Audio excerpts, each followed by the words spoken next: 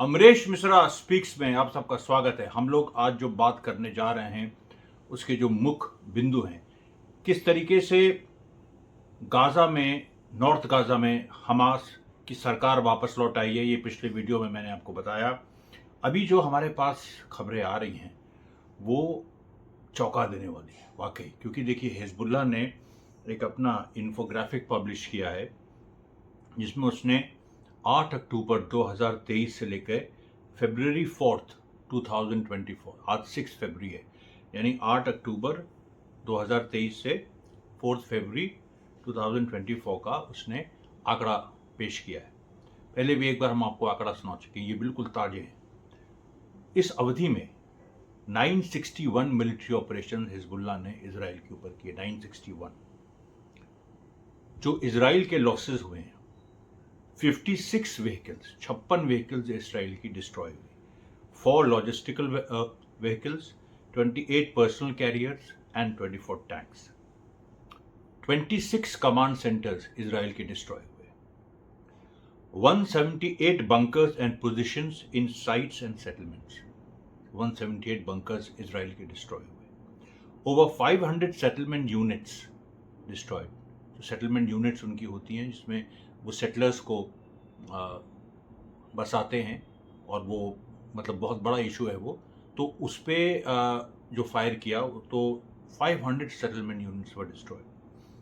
237 technical equipment, visibility shields, electro optical devices, radars, communications and intelligence services, jamming devices. देखिए ये जो मार होती है ना टेक्निकल इक्विपमेंट पे, ये बड़ी ज़बरदस्त होती है, इससे सेना पंगु हो जाती है।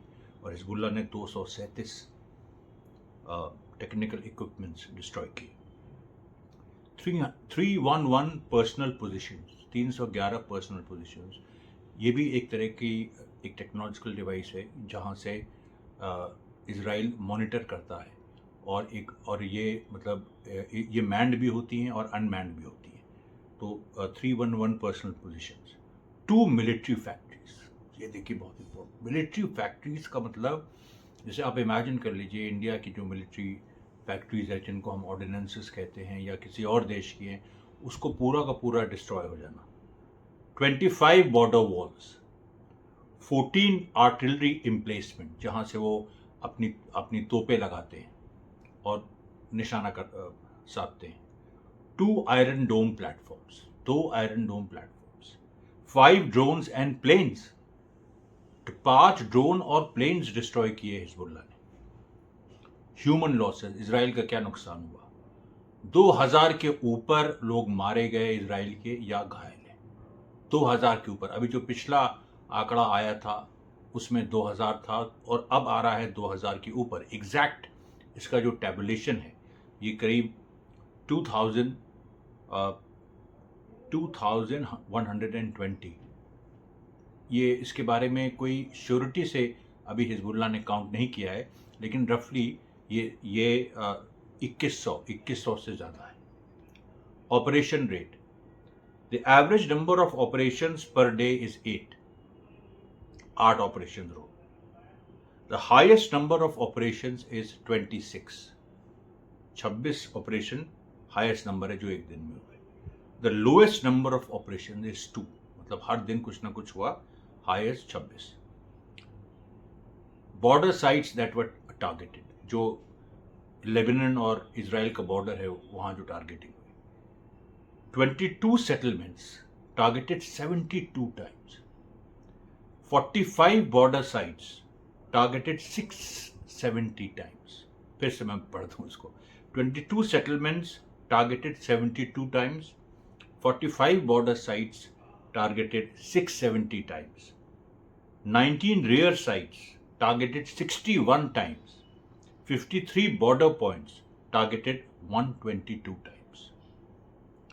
Evacuation of settlers, जो settlers, Jewish settlers इजराइल ने evacuate किए लेबनान बॉर्डर पे, 5 kilometre the radius of the evacuated area, 5 kilometre के रेडियस में इवैक्यूएट हुए।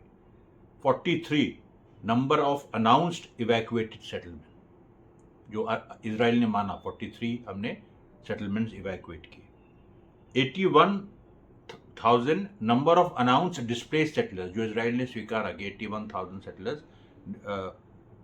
हमने डिस्प्लेस किए, वहां से हटाए, और 2,30,000 जो हिजबुल्लाह का अपना आंकड़ा है कि 2,30,000 इजरायली सेटलर्स लेबनान बॉर्डर से खाली करने के लिए विस्थापित उनको किया गया। डॉक्यूमेंटेशन, ये भी देखिए एक वॉरफेयर का पार्ट है कि जो डॉक्यूमेंटेशन हिजबुल्लाह ने किया पूरी, और इसराइल भी डॉक्यूमेंटेशन पे जोर देता है, लेकिन इसराइल बहुत ज़्यादा डॉक्यूमेंटेशन अपना रिलीज़ नहीं कर पा रहा है क्योंकि उसने एक्चुअली बहुत वो कर नहीं पा रहा है, उसके इक्विपमेंट डिस्ट्रॉय हो जा रहे हैं। लेकिन हिजबुल्लाह ने 186 scenes of targeting distributed to media, 186 उसने डिस्ट्रीब्यूट किए हैं वीडियोस मीडिया को, जहां उसने इसराइल को सीधे टारगेट किया है।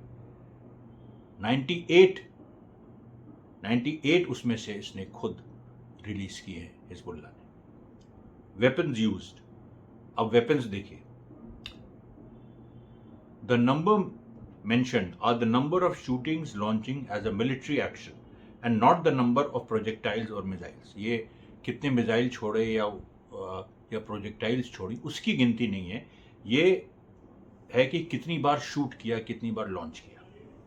तो जैसे 323 आर्टिलरी पीसेस उसने 323 टाइम्स, अब एक टाइम में 8 भी हो सकती हैं, 10 भी हो सकती हैं, 15 भी हो सकती हैं, 20 भी हो सकती हैं, तो इस तरह से 323 टाइम्स आर्टिलरी पीस, मतलब आर्टिलरी वेपनरी से उसने इजराइल की तरफ शूट किया।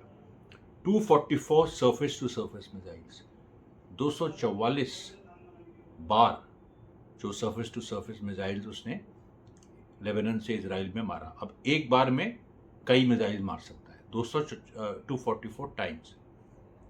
68 sniper rifles and machine gun, अब इसमें भी 68 बार स्नाइपर राइफल और मशीन गन्स से उसने इजराइल को टारगेट किया।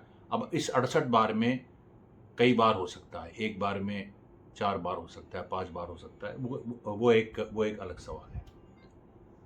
अब देखिए air attacks, drones, 23 air attacks,